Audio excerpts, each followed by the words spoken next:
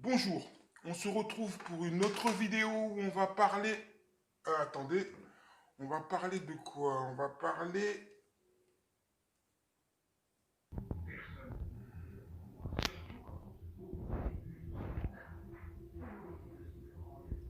Oui, alors, bonjour, est-ce que... Alors, aujourd'hui, on va parler de la ville de Pointe-Noire. Alors, cette ville de Pointe-Noire est la deuxième ville du Congo. On lance le générique et je vous en dis plus après. Maman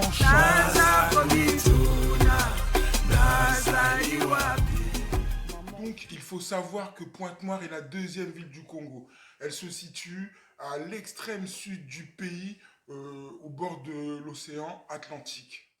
Avant de parler de la ville, avant de parler de son port, avant de parler du pétrole, nous allons remonter l'histoire et essayer de voir un peu d'où vient ce nom Pointe-Noire. Alors, il faut savoir que la première porte d'entrée au Congo par l'océan Atlantique, forcément, est venue par la ville de Loango, à côté de Pointe-Noire. Mais quand ils arrivèrent là-bas, les premiers colonisateurs, envoyés par Pierre Savorgnan de Brazza, étaient des colons portugais. Donc, ils ont trouvé une roche pointue et noire qu'ils ont appelée Cabo Negro. Les Espagnols l'ont appelé, eux, Punta Negra, qui a finalement dérivé à Pointe-Noire en français. Et en fait, c'est seulement vers 1880 que le nom Pointe-Noire va se stabiliser. Pourquoi? Parce qu'il y aura les Hollandais qui vont l'appeler Cap Point, il y a les Anglais qui vont l'appeler Black Point, les Espagnols avec Punta Negra, les Portugais, et il n'y a que finalement, fin 1880, les Français vont l'appeler Pointe-Noire, pardon, et ce nom va se stabiliser et va rester Pointe-Noire parce que les Français auront pris et auront assiégé la ville. Sur cette carte, on s'aperçoit que Pointe-Noire se trouve dans la région du Kwilu, à côté de Luango. Sur celle-ci, la carte du Congo, on voit que Pointe-Noire est à l'extrême sud du pays, près de l'océan Atlantique.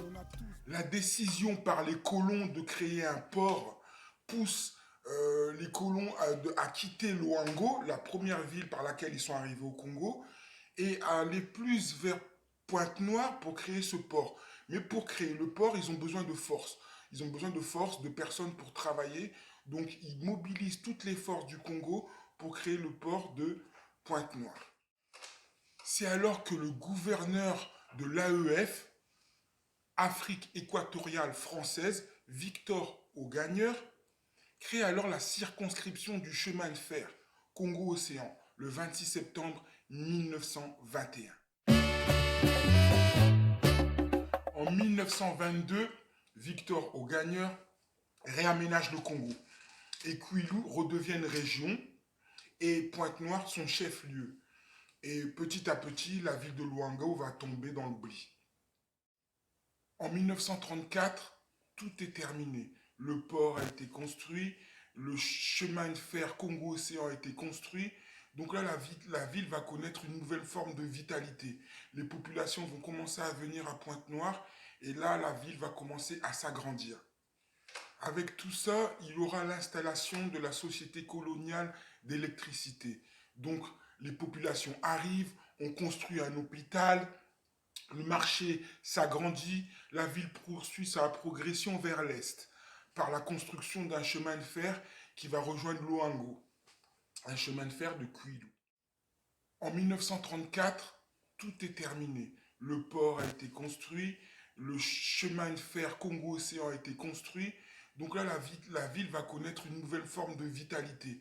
Les populations vont commencer à venir à Pointe-Noire et là, la ville va commencer à s'agrandir. Parmi les lieux cultes, il y a principalement des églises et des temples. On trouve aussi le diocèse de Pointe-Noire et des églises évangéliques. Comme à Brazzaville, les transports en commun sont faits d'opérateurs privés qui exploitent des bus, des taxis. Il y a aussi la gare qui relie principalement Brazzaville Cette ligne est vieille depuis la colonisation et elle s'est modernisée. En 2010, avec la mise en service de nouvelles rames appelées Gazelle, d'un standing supérieur et inauguré en 2012. Pointe-Noire est également relié à Brazza par la route. L'axe ayant été créé en 2015, le tronçon Pointe-Noire-Dolicy est fonctionnel depuis 2011. Désormais, il est possible de se rendre de Pointe-Noire jusqu'à Ouesso, de l'extrême sud du pays jusqu'à l'extrême nord, par la même route, à savoir la route nationale, la RN1. Et enfin, il y a l'aéroport de Pointe-Noire. La ville est reliée par l'aéroport international Agostinho Neto. Avec cet aéroport, plusieurs vols sont proposés, vers des destinations africaines et vers des destinations européennes également.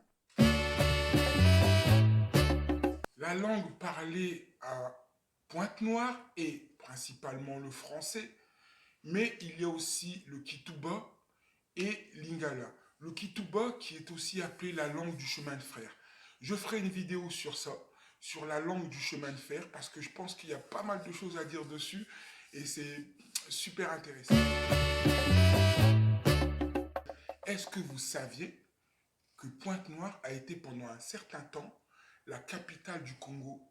Oui, de 1950 à 1959, la capitale a été transférée à Pointe-Noire, la capitale politique a été transférée à Pointe-Noire, et en 1959, elle a été retransférée à Brazzaville.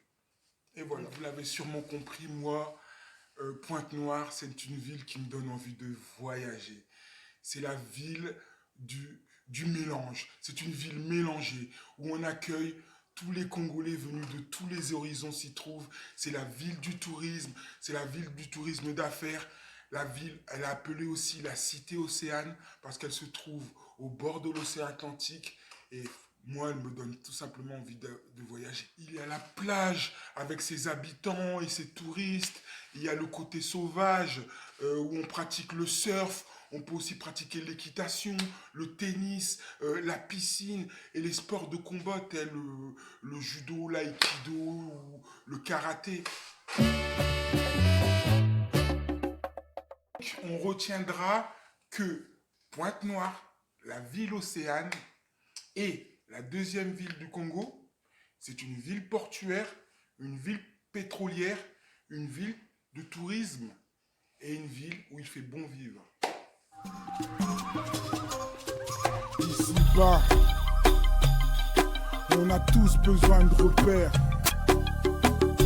Mbula Yassika, Makambo Yassika.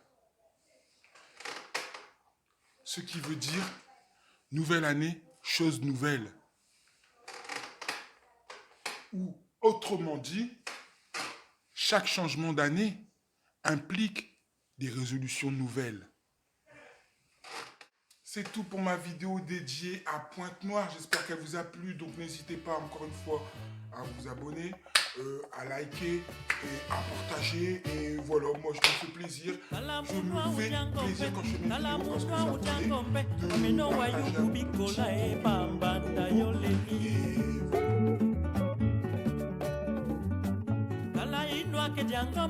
Tala inwa ke jangombe ya munu maja ya yandi tunda e bamba na yoleli.